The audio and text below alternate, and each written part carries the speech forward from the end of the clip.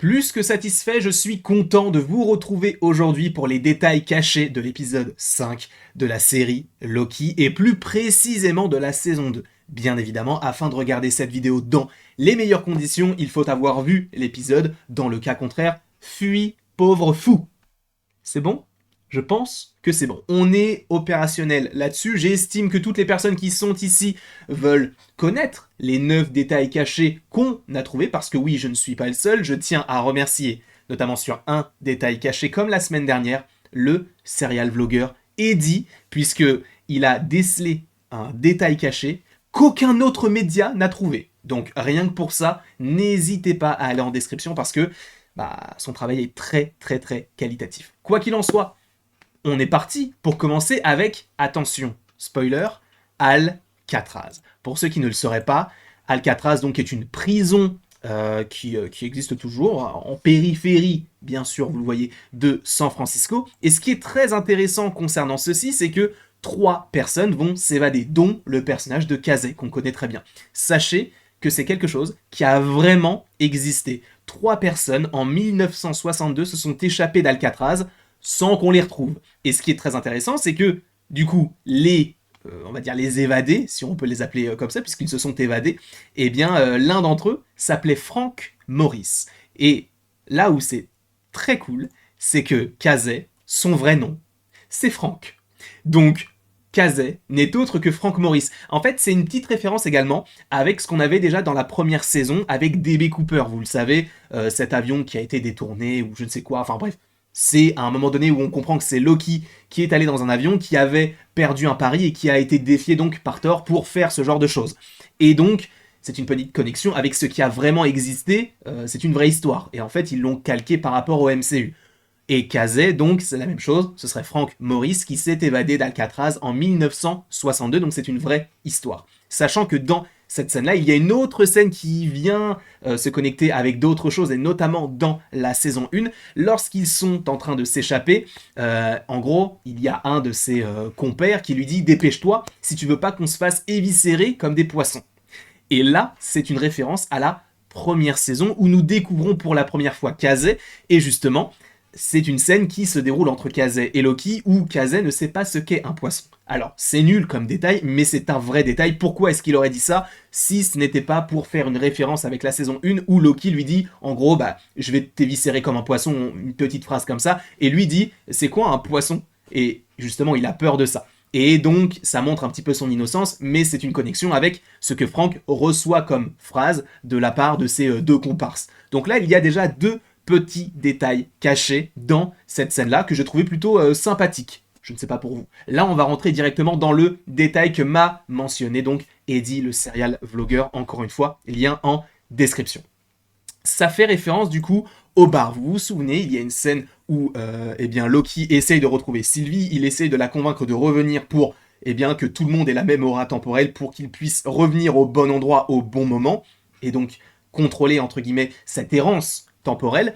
Et il y a ce côté de Loki qui est en train de se dire, est-ce que je vais sauver uniquement mes amis ou est-ce que je dois sauver l'univers? Et c'est un questionnement qui justement est posé dans la série Code Quantum, dans l'un des derniers épisodes où justement il est dans un bar et il y a cette connexion avec le barman où on se pose exactement la même question, sachant que Code Quantum est une série qui est en lien avec le temps. On voyage dans le temps et c'est marrant parce que la semaine dernière, Eddie avait également mentionné, enfin en tout cas il m'avait envoyé un message, etc. pour m'expliquer qu'il y avait une ref à Retour vers le futur. Sachant que Code Quantum et Retour vers le futur évoquent le voyage temporel, moi, ce que je trouve très cool, c'est que justement une série comme Loki, qui l'évoque également, fasse des petites références à d'autres séries qui évoquaient ce côté du temps. Donc, une autre petite référence, donc cette fois-ci à Code Quantum, et merci encore Eddie de m'avoir du coup aidé concernant ce petit détail caché que personne n'a vu.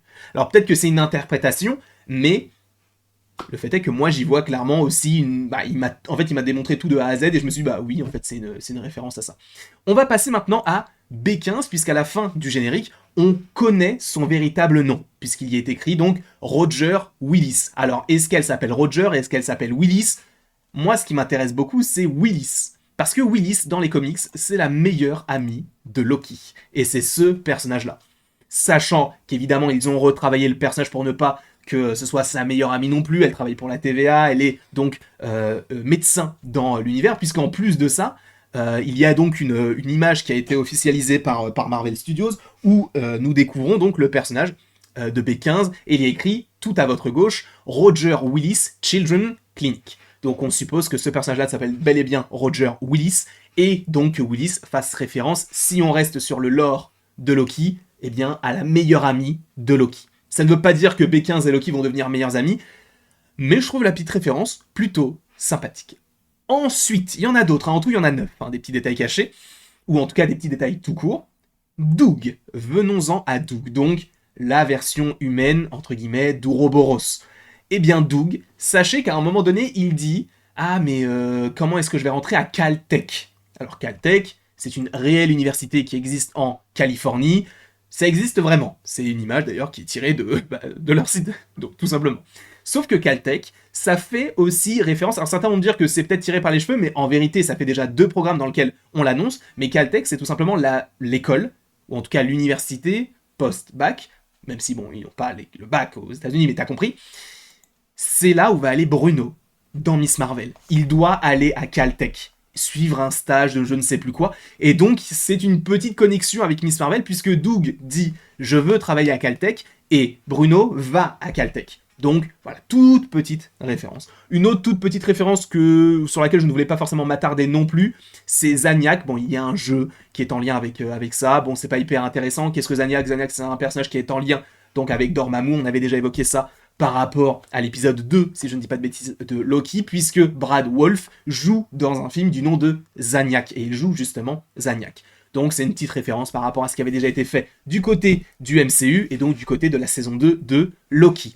On part maintenant, tu sais quoi, on va rester sur Doug, puisque Doug, il a un bureau qui est très étrange. Déjà, il est en rond, tu te dis pourquoi faire, et en fait le truc c'est que visuellement, esthétiquement parlant, est-ce que ce bureau ne vous fait pas penser à ce bureau, avec donc les 2 petits ventilateurs qui sont derrière, donc en arrière-plan, bon là il y en a plus que 2, mais il y en a bien 2 au milieu. De plus, on a donc ces étagères un petit peu arrondies sur le côté, ce qui est le cas également, j'ai jamais vu des étagères comme ça, mais donc ça existe en tout cas dans son bureau, dans son entrepôt. Eh bien c'est une référence évidemment au fait que le personnage ne soit pas si différent dans la vie de tous les jours, mais également dans la TVA. À voir comment tout ça pourrait s'agencer par la suite. Est-ce que les agents de la TVA vont devenir des humains à part entière et vont pouvoir faire le transport entre tel ou tel travail? Ça peut être assez intéressant. Sachant qu'il me reste 2 détails cachés à vous dévoiler. Un en lien avec cette scène-là. Vous savez, c'est la scène où tous les personnages finissent par partir en filament, entre guillemets, ils sont détruits par donc le temps qui et en tout cas du coup le truc de la TVA qui fait que ça explose. Mais est-ce que cette scène-là ne vous a pas fait penser étrangement à la scène où tous les personnages sont effacés, sont supprimés, partent en poussière dans Infinity War? Moi, clairement. Donc, je pense que c'est une petite référence, même la manière dont ils partent, le fait qu'ils restent un petit peu bouche bée et de toute façon ils peuvent rien faire d'autre. Pour moi, c'est une connexion assez claire, assez fine aussi, entre Loki et, du coup, Avengers Infinity War. Et le dernier petit détail caché, c'est en lien avec ceci. Cette scène-là, on découvre que Mobius, donc, a 2 enfants, même s'il ne s'appelle pas Mobius, mais je crois qu'il s'appelle Don, je ne sais plus.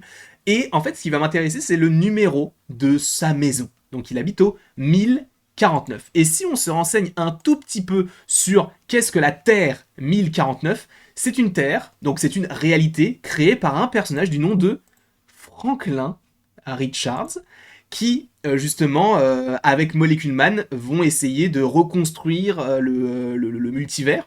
Et c'est écrit, lorsque la future fondation échappait au Grévier à la fin de toute chose, qui commençait à détruire les réalités créées par Franklin, Bentley 23 suggéra de se retirer sur la Terre 1049, donc en lien avec Loki, et de l'utiliser comme tête de pont, car c'était l'un des nouveaux univers les plus répandus, ancrés au tissu du multivers. Donc juste, c'est très compliqué, mais ce dont il faut se rappeler, c'est le fait que le 1049 n'est pas choisi au hasard, puisque ça fait référence à une Terre, par rapport aux comics, dans laquelle le multivers interagit.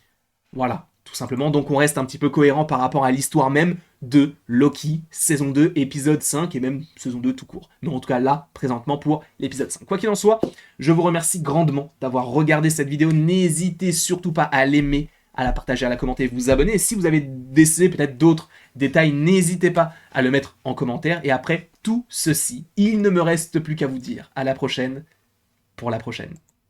Et sachez, bien évidemment, que vous pouvez donc aimer, partager, commenter et vous abonner si ce n'est pas déjà le cas, et regarder les différentes vidéos qui sont déjà sorties en lien avec l'univers Marvel, et pas que, parce qu'il n'y a pas que ça, même si il y en a beaucoup.